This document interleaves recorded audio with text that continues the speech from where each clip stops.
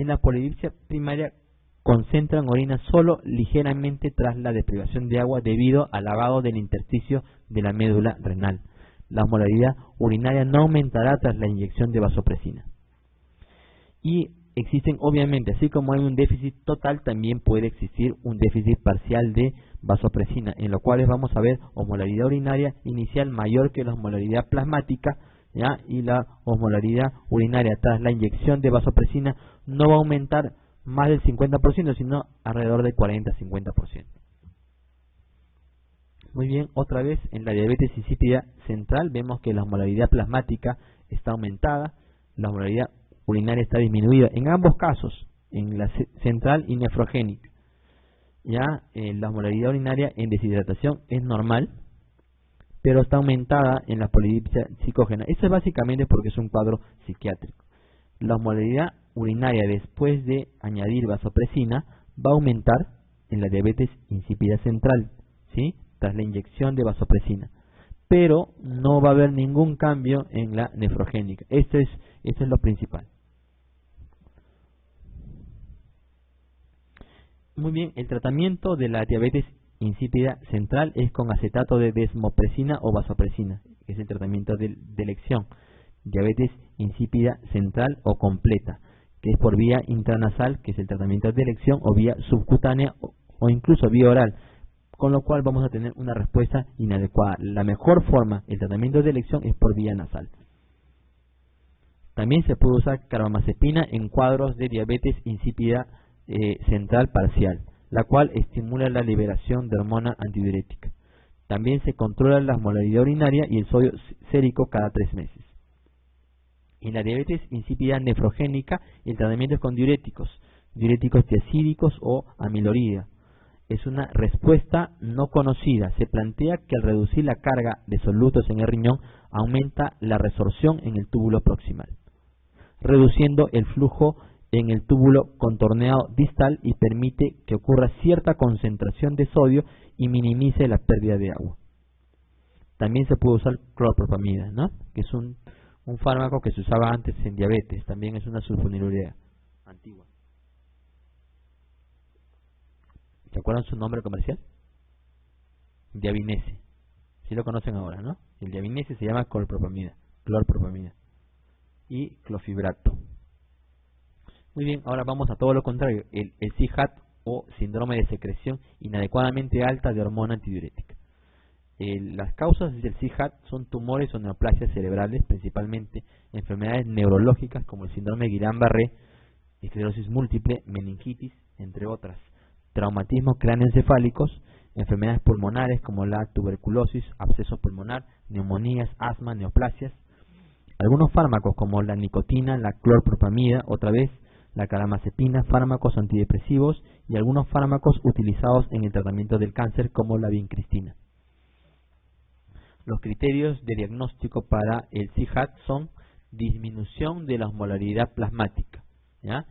En el otro caso, en la diabetes insípida que veíamos, aumento de la osmolaridad plasmática, ¿ya? Excluir pseudo hiponatremia e hiperglicemia, que nos pueden llevar también a disminución de la osmolaridad plasmática. Hiponatremia, al contrario de la diabetes insípida, que nos lleva a hipernatremia. Aumento de la osmolaridad urinaria, más de 100 milimoles por kilo de agua, con función renal normal. Esto es lo característico en el CIHAT. Tiene que tener función renal normal la persona, función renal normal. Es todo lo contrario que la diabetes insípida. Acá la osmolaridad urinaria está aumentada. En la diabetes insípida la osmolaridad urinaria estaba disminuida porque eliminamos básicamente agua libre. Acá está concentrada. Otra característica es que debe estar la persona en euvolemia clínica, es decir, ausencia de signos de hipovolemia, como por ejemplo taquicardia, hipotensión, o ausencia de signos de hipervolemia, que puede ser edemas, que puede ser tercer espacio, ¿no? Como derrames o ascitis. Excreción aumentada de sodio por la orina con ingesta normal de sal y agua. Hipernatriuria. Ausencia de otras causas de hiposmolaridad con euvolemia, como por ejemplo hipotiroidismo, hipocortisolismo y tratamiento con diuréticos. Muy bien, el tratamiento del CIHAT es con restricción de líquidos. Queremos que la persona tenga un balance negativo de agua. Hay que darle una dieta de 500 a 1000 centímetros cúbicos de agua por día, incluyendo comidas. La corrección de la hiponatremia grave ya es con el aumento de sodio debe ser lento. Si le aumentamos demasiado rápido el nivel de sodio, ¿qué podría ocurrir? ¿Cómo se llama ese cuadro? Si yo tengo una persona que tiene sodio en 120 o en 115, ya yo me asusto y le inyecto sodio. Tiene que ser lento, porque si se le inyecto rápido, ¿qué ocurre? Mielinolisis pontina. Muy bien. Los requerimientos de sodio debe ser el sodio, el 125 menos el sodio que se ha medido por 0.6 por el peso, que es más o menos el agua total, el agua corporal total. La terapia farmacológica se usa cuando no responde al tratamiento con restricción de líquidos o con corrección de la hiponatremia. Se puede usar demeclociclina, que es un antibiótico perteneciente al grupo de las tetraciclinas. Se puede usar fludrocortisona, que es un mineral corticoide, y se puede usar furosemida a dosis bajas. También hay unos fármacos nuevos que se llaman baptanes, pero eso no lo hemos puesto acá porque es algo bastante nuevo. Baptanes con V. La hormona antidiurética ADH o vasopresina, si la ADH aumenta, si la vasopresina aumenta, disminuye el volumen urinario, aumenta el volumen plasmático, disminuye el sodio plasmático por dilución. A este cuadro se le llama síndrome de secreción inadecuada de hormona antidiurética. ¿Ok? Si por el contrario tenemos menos hormona antidiurética, el volumen urinario aumenta, disminuye el volumen plasmático, con lo cual aumenta el sodio en la sangre, hipernatremia. A este cuadro se le llama diabetes insípida. Muy bien, en la diabetes insípida vamos a ver poliuria, deshidratación, la densidad urinaria es baja, la osmolaridad urinaria también es baja, hay hipernatremia, puede haber hipercalcemia, hipocalemia, la osmolaridad plasmática está aumentada y es positiva la prueba de deprivación de agua. En el CIHAT, en el cual hay un aumento de secreción de hormona antidiurética ADH, hay confusión o letargia, convulsiones o coma dependiendo del nivel de sodio, ¿ya? Si el nivel es leve, la hiponatremia es leve, va a haber confusión o letargia. Si la hiponatremia es severa, puede llegar a convulsiones e incluso al coma. La osmolaridad urinaria está aumentada, el sodio en orina está aumentado, aumento de natriuresis o supresión de la aldosterona. El sodio en el plasma está disminuido, la osmolaridad en el plasma está disminuido, la urea está disminuida o normal, la creatinina es normal y típicamente el ácido úrico está disminuido. ¿Ok? Muy bien, vamos a ver unas preguntitas con respecto a este tema. Las siguientes sustancias estimulan la secreción de hormona antidiurética, excepto una. A ver, la nicotina sí le hemos visto que aumenta la secreción de hormona antidiurética. La morfina, los opiáceos aumentan la secreción de hormona antidiurética. Los barbitúricos también aumentan la secreción de hormona antidiurética. La vincristina, ya se los comenté hace un momento, antineoplásicos, algunos antineoplásicos aumentan la secreción de hormona antidiurética. ¿Qué pasa con el etanol? ¿Qué es el etanol? A ver chicos, los sábados, ¿qué les pasa con el etanol? ¿Qué les pasa con el etanol? Y la hormona antidiurética. ¿Se han puesto a pensar? Ahora se van a poner a pensar, ¿no? Cuando toman etanol, cuando toman alcohol, ¿ya? Se suprime la secreción de ADH, ¿ya? Se suprime la secreción de ADH. Básicamente, disminuye el efecto a nivel del riñón. Entonces, al no haber hormona que impida una antidiuresis, ¿ya? Entonces vamos a tener mucha diuresis, que es lo que normalmente vemos, ¿no? Los sábados, ¿no? Muy bien. Entonces su respuesta es la B. O los viernes, dependiendo. ¿Cuál de los siguientes es cierto con respecto a la vasopresina? A ver. Se transporta a la neurohipófisis vía el sistema porta. ¿Cómo llega a la neurohipófisis la vasopresina? Llega a través de los axones de las células que están de las neuronas que están en los núcleos hipotalámicos supraventricular, ¿sí? Supraóptico, perdón, y paraventricular. Esos axones llegan hasta la neurohipófisis y ahí recién liberan sus hormonas. No llegan por esos vasos portales hipotálamo hipofisiarios. Por esos vasos que llegan los factores liberadores que se producen en el hipotálamo. Muy bien. A ver. ¿Disminuye la permeabilidad de los túbulos colectores para el agua? No, todo lo contrario. La hormona antidiurética ayuda a expresar las oxoporinas, que van a aumentar la permeabilidad al agua de los túbulos colectores. ¿Un exceso de producción puede ocasionar una anuria casi completa? No, eso no ocurre, porque la hormona antidiurética no es la única que tiene que ver con la diuresis. La disminución de la osmolaridad sanguínea a nivel hipotalámico estimula su secreción. A ver, la disminución en la osmolaridad sanguínea a nivel hipotalámico estimula su secreción. Más bien el aumento de la osmolaridad. ¿Se acuerdan? Una sangre más concentrada va a ocasionar un aumento de la hormona antidiurética para que se retenga el líquido y disminuya esa osmolaridad. En cambio, eso lo hemos visto en un cuadro. Una disminución en el volumen sanguíneo. Ese ejemplo que les di con el sangrado, ¿ya? El volumen sanguíneo produce un aumento en la secreción. ¿Ok? Su clave es la E. 2. ¿Cuál de las siguientes es la causa más frecuente de diabetes insípida central? ¿Cuál era?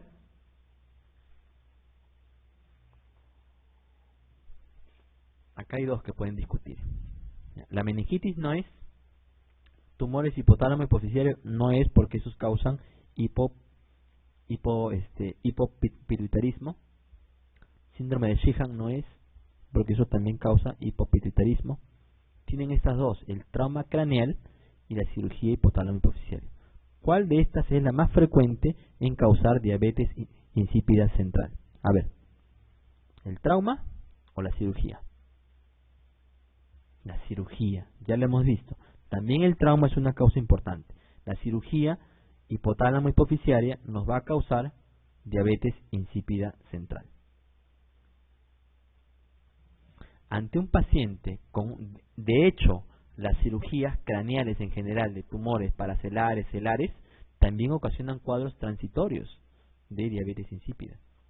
Tumores que no están siquiera en esa zona, gliomas, ependimomas, que están un poco más atrás, pinealomas, que intentan operarlos, o meningiomas, también pueden cursar con diabetes insípida.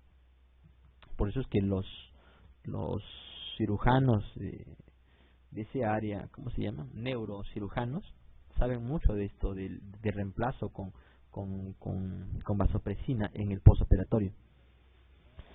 Ante un paciente con un sodio en plasma bajo, sodio plasma, hiponatremia, con una osmolaridad en plasma disminuida, osmolaridad en el plasma está disminuida, la osmolaridad urinaria es alta, es superior a 100, un sodio en orina también está elevado, es mayor a 50, y un ácido úrico en sangre de 2, el ácido úrico está disminuido, debemos sospechar de... ¿Cuál es este cuadro? ¿Cuál era este cuadro? ¿Es diabetes insípida? No. ¿Qué hay en la diabetes insípida? ¿Qué era? La osmolaridad urinaria, ¿cómo está? ¿Aumentada o disminuida? La osmolaridad urinaria está disminuida porque estamos eliminando aguas insolutos, agua libre en gran cantidad. En este caso la osmolaridad urinaria está elevada y la osmolaridad plasmática está disminuida. Este es el típico cuadro de síndrome de secreción inadecuada de hormona antidiurética, ¿ya? Además del ácido úrico disminuido. Muy bien, el medicamento más útil para tratar la diabetes insípida central es... Esto es fácil. A ver, ¿cuál es el más útil? Central, ¿ah? No nefrogénica. En la central, ¿qué no tenemos? ¿Qué no hay? ¿Qué no hay? ADH, más conocida como vasopresina. Entonces, ¿qué tendría que usar? Vasopresina, ¿sí? Esa es el medicamento más útil. También viene en una forma similar, una prodroga que se llama desmopresina, acetato de desmopresina, ¿ya? Como lo hemos visto hace un rato, que también se usa. Esa desmopresina viene en el nasal. Muy bien, su respuesta es la A. De los siguientes datos, ¿cuál no suele estar presente en un síndrome de secreción inadecuada de hormona antidiurética? A ver, hiponatremia dilucional, es lo típico, ¿no? Incapacidad para secretar agua libre, también, ¿no? Es lo típico. Secreción de renina suprimida, esto puede ocurrir. Y típicamente estas personas, como les dije al comienzo, tienen función renal normal. Les dije que estas personas tenían euvolemia, es decir, que no iban a tener ni edemas, ni tercer espacio, ni tampoco hipovolemia, hipotensión. ¿Ok? Entonces, estos datos, ¿cuál de estos datos no suele estar presente en el CIJAT? Edemas. Los pacientes normalmente no tienen edemas. ¿Cuál es el tumor que sintetiza con más frecuencia el ADH de forma ectópica? ¿Ya? Hay tumores que fabrican vasopresinas de forma ectópica. El más común es el carcinoma bronquial de células en avena o los OXELs, ¿ya? Este es el más común. Todos los tumores pueden producir, pero el más frecuente es el carcinoma bronquial de células en avena, OXELs. Muy bien, vamos a saltarnos ahora al eje hipotálamo hipoficiario suprarrenal. En este caso, lo que vemos, los estímulos del medio ambiente, como por ejemplo estrés físico, como una cirugía, estrés emocional, como el miedo, estrés metabólico, como hipoglucemia, infección, inflamación vía citoquinas, van a estimular la producción de CRH, hormona liberadora de corticotropina. ¿Esto ocurre dónde? ¿Dónde está? ¿A qué nivel? Nivel terciario. ¿Qué nivel es este? ¿Cómo se llama este órgano? Hipotálamo, ¿ya? Hipotálamo.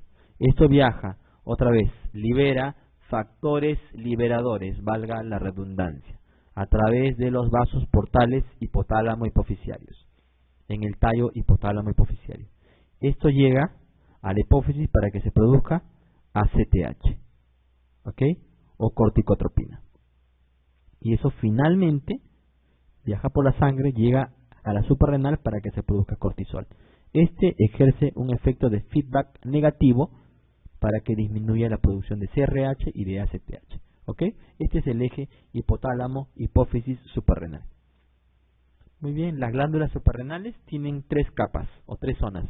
Zona glomerular, zona fasciculada y zona reticular. Y también existe la médula adrenal. En la zona glomerular, ¿qué fabricamos? Mineralocorticoides. ¿Cómo se llama? Aldosterona. En la zona fasciculada, ¿qué fabricamos? Cortisol. Y en la zona reticular, ¿qué fabricamos? Andrógenos débiles. ¿Cuál es? Dihidroepiandrosterona. No es tan débil porque son los andrógenos de las damas principalmente, ¿ya? Y en la médula adrenal, ¿qué fabricamos? ¿Qué fabricamos? Catecolaminas. En el estado normal fabricamos principalmente adrenalina, más que noradrenalina. Pero si es un tumor de la médula adrenal que se llama feocromocitoma, ya no produce tanta adrenalina, produce más noradrenalina. ¿Ok? Muy bien, otro corte de la glándula suprarrenal. Acá tenemos la médula adrenal que produce, son células cromafines que producen principalmente epinefrina o adrenalina y un 20% de norepinefrina o noradrenalina. ¿Ya? La médula adrenal representa un 10 a 20% de la glándula suprarrenal. Estas se llaman catecolaminas. Y la corteza va a representar un 80 a 90% de la glándula suprarrenal.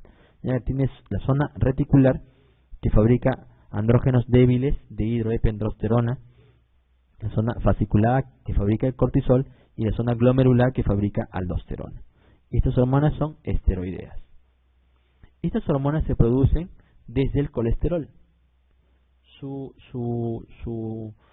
factor productor, ¿cómo se le llama? Su precursor es el colesterol. Esta proteína que va a convertir el colesterol en pregnenolona se le llama colesterol desmolasa.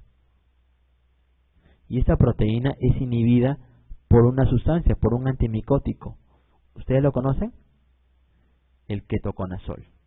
El ketoconazol impide la producción de colesterol a pregnenolona, que es el primer paso para convertirse el colesterol en aldosterona, el colesterol en cortisol, el colesterol en dihidroepiandrosterona. Entonces, si yo uso grandes dosis de ketoconazol en una persona que tenga bien el hígado, obviamente, ¿qué le voy a producir? Insuficiencia adrenal. Es por eso que las personas que tienen enfermedad de Cushing o síndrome de Cushing, les podemos dar tratamiento con ketoconazol antes de las cirugías. Muy bien, las acciones biológicas del cortisol, ustedes probablemente lo conocen mejor que yo, ¿ya? Son metabólicas, que son hiperglucemiantes, glucogénicas, gluconeogénicas, lipolíticas, hay catabolismo de las proteínas, antagoniza la insulina en el músculo y en el tejido adiposo, inhibe la formación de hueso, ¿ya? Con lo cual en los niños que tienen hipercortisolismo, si un niño tiene hipercortisolismo y se impide su formación de hueso, ¿qué le va a pasar? Se detiene su desarrollo de crecimiento, ¿ya? Estimula la resorción de los huesos. Si eso ocurre en una persona, en una mujer posmenopáusica, le va a acelerar la osteoporosis. Es necesario para la respuesta vascular a las catecolaminas. Es por eso que el hipercortisolismo produce hipertensión, porque hace más fácil, aumenta la función de las catecolaminas en las arterias. Tiene efectos antiinflamatorios, de hecho, ¿no? Existen antiinflamatorios no esteroideos, existen antiinflamatorios esteroideos, que son los corticoides. Inhibe o suprime el sistema inmune, por eso es que se usa en el tratamiento de las enfermedades autoinmunes. Inhibe la hormona antidiurética, la secreción de hormona antidiurética y la acción y secreción de la hormona antidiurética. Estimula la secreción de ácido gástrico, por eso es que las personas que usan corticoides altas dosis por mucho tiempo produce gastritis, ¿ya? Es necesario para la integridad y función del tracto gastrointestinal. Estimula la producción de células rojas, de glóbulos rojos, ¿ya? Por eso que produce poliglobulia. Altera el ánimo y el comportamiento, ¿ya? Por eso que algunas personas que toman corticoides se pueden poner muy hiperactivas. Son permisivas para efectos calorigénicos, lipolíticos de las catecolaminas. Las enfermedades suprarrenales las podemos dividir como tumores no funcionantes y tumores funcionantes. En la corteza, si es en la zona glomerular y tenemos un tumor hiperfuncionante, se le llama enfermedad de Kohn, que produce hiperaldosteronismo primario. Y por el contrario, también puede haber un tumor no funcionante, entonces nos va a llevar a hipoaldosteronismo. Si ocurre esto en la zona fascicular, disminuye la producción de cortisol, a eso se le llama insuficiencia suprarrenal primaria, porque está ocurriendo en el órgano que produce cortisol, en el órgano objetivo, en el órgano diana. Si por el contrario aumenta la producción de cortisol por un tumor, se le llama síndrome de Cushing adrenal. Y si ocurre en la zona reticular, en las mujeres puede llevarlas a hiperandrogenismo. Y si por el contrario estos tumores ocurren en la médula, el tumor de la médula adrenal se le llama feocromocitoma, como lo vamos a ver más adelante, ¿ya? El síndrome de Cushing, exceso de corticoides, ¿ya? Podemos ver que si el aumento de ACTH es en la hipófisis, se le llama enfermedad de Cushing, ¿ya? Tenemos un tumor en la hipófisis que está aumentando la producción de ACTH o corticotropina. Esto llega a las glándulas suprarrenales y aumenta la producción de cortisol, ¿ok? Pero este tumor no le obedece a nada. Por más que el cortisol va y le dice, oye, feedback negativo, no le hace caso, sigue fabricando ACTH, porque es una producción neoplásica. En cambio, si tenemos un aumento de ACTH por un tumor ectópico, por ejemplo, un tumor bronquial, ya tenemos un tumor exógeno que produce ACTH, entonces esto va a llegar a las glándulas suprarrenales y también va a ocasionar aumento de cortisol. Si tenemos otro tumor ectópico que produce CRH, ¿ya? Produce hormona liberadora de corticotropina, que es la que se produce en el hipotálamo, ¿no? Pero es un tumor que lo está produciendo, ¿ya? Ectópico. Ese tumor llega a la hipófisis y le dice, oye, fabrica más corticotropina, entonces se fabrica más cortisol aún. Y también tenemos este caso, ¿no? En el cual aumenta el cortisol en la glándula suprarrenal. Es decir, no necesitamos de corticotropina, no necesitamos ACTH. El tumor en la hipófisis fabrica cortisol por sí solo, porque quiere. Aquí vamos a ver, miren, en estos tres primeros casos vemos ACTH alta y cortisol alto. ACTH alto y cortisol alto. Acá también, ACTH alto y cortisol alto. Aquí por el contrario vemos ACTH bajo y cortisol alto. Esa es la gran diferencia. ¿Ok? Pero la causa más frecuente de síndrome de Cushing no son estos tumores raros, sino es la ingesta exógena de glucocorticoides, por los cuales muchos médicos tenemos la culpa. Tiene dolor en la columna, tiene dolor en la espalda, pum, le estamos inyectando dexametasona, diprospan y vaya a saber qué otras cosas más, ¿no?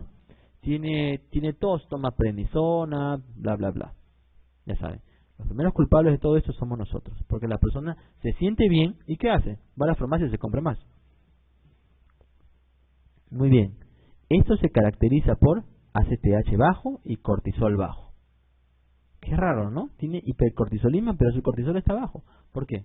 Porque el cortisol es exógeno. Los corticoides son otro tipo de corticoides, incluso mucho más potentes. Por ejemplo, la dexametasona es 20 veces más potente que el cortisol. La betametasona, si mal no me equivoco, es 75 veces más potente. Si mal no me equivoco. ¿Y cómo hacemos el diagnóstico? Le preguntamos a la persona, oiga, ¿usted toma corticoides? Oiga, ¿usted toma Dexacort, diprospan, entre otros, ¿no? Esa es la causa más frecuente de síndrome de Cushing. Muy bien, ¿qué hacen los corticoides exógenos, no? Este es el normal, ¿no? El hipotálamo le manda CRH a la hipófisis le manda ACTH a la zona fascicular de la glándula suprarrenal y esta fabrica cortisol. Esta ocasiona sus acciones biológicas y luego le va a decir a la pituitaria y al hipotálamo que no produzcan más, ¿no? Y en eso se cierra el círculo. Se le llama feedback negativo o retroalimentación negativa. Pero ¿qué pasa si yo estoy tomando diprospan, Dexacort, Deflazacort, entre tantos otros? Miren, estos niveles suprafisiológicos de corticoides exógenos van a suprimir con más fuerza la producción de ACTH y de CRH. No se producen. Y como no se producen, ¿se acuerdan que esas hormonas que se fabricaban en la hipófisis se le llaman tróficas? Tróficas se le llaman porque ayudan también al funcionamiento anatómico de la glándula. Entonces, si no hay ACTH, la zona fasciculada de la glándula suprarrenal se va a atrofiar. Sobre todo si lo uso a largo plazo, es decir, por más de 3 semanas. Entonces, si yo estoy tomando Dexacort todos los días, no sé por qué, porque me siento bien, porque me quita el dolor de rodilla, no sé por qué, o porque me gusta estar gordito, ¿ya? Yo sigo tomando, y pum, digo, llegó el día, no más Dexacort, lo suspendo. ¿Qué me va a pasar? No tengo zona fascicular para producir cortisol por mí mismo. Ahí nos viene el cuadro famoso de crisis adrenal, ¿sí? La principal causa de crisis adrenal es la suspensión brusca de glucocorticoides o de corticoides exógenos. ¿Ok?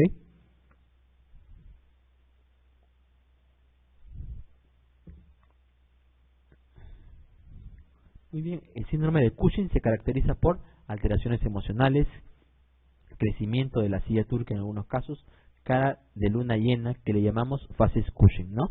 Osteoporosis, hipertrofia cardíaca que nos lleva a hipertensión, joroba de búfalo, es básicamente porque la persona tiende a tener obesidad troncular, en el tronco tiende a tener obesidad.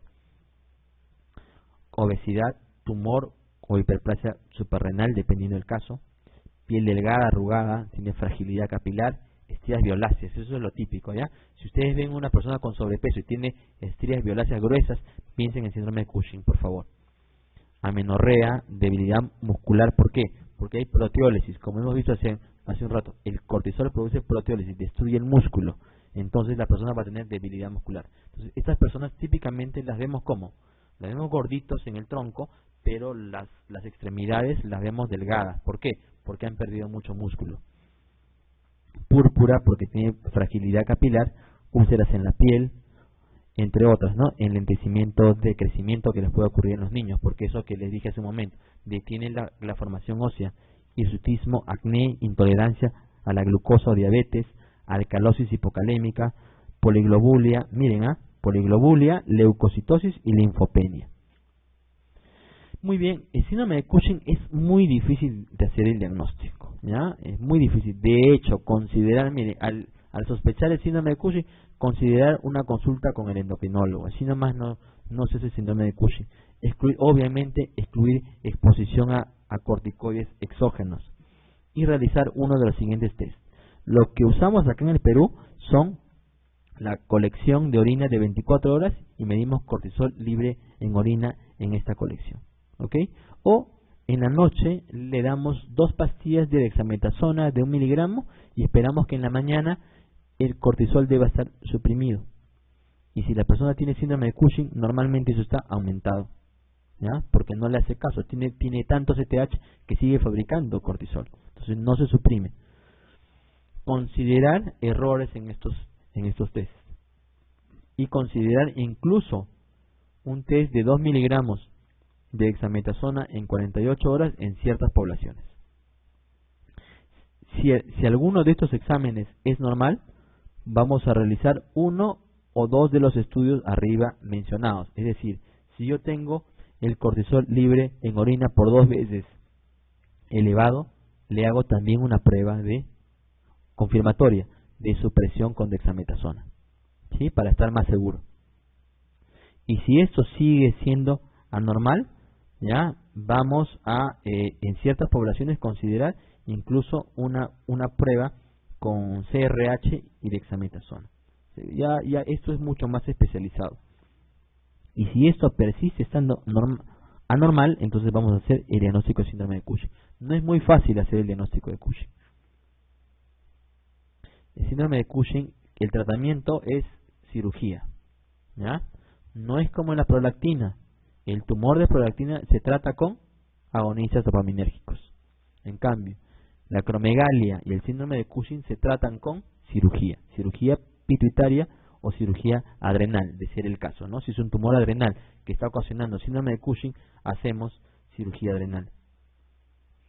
El tratamiento médico, bloqueadores de la síntesis de esteroides adrenales. Como les comentaba hace un rato, el ketoconazol impide la conversión de colesterol a pregnenolona. La metilapona y estas sustancias, estos antineoplásicos también pueden actuar como el ketoconazol. Estos antagonistas del receptor de glucocorticoides, el mifepristone, que también se usa para otra cosa.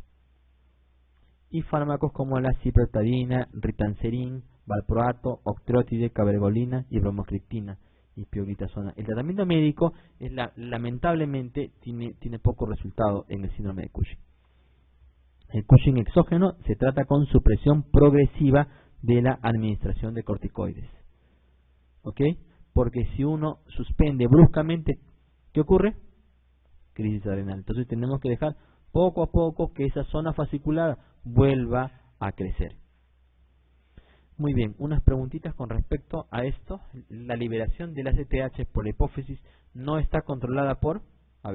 ¿está controlada por CRH? Sí, la hormona liberadora de corticotropina, ¿ya? Que se fabrica en el hipotálamo, llega a la hipófisis para que se produzca ACTH. El ADH, la vasopresina, también puede estimular la producción de ACTH. De hecho, hay una prueba con ADH para ver la actividad de ACTH.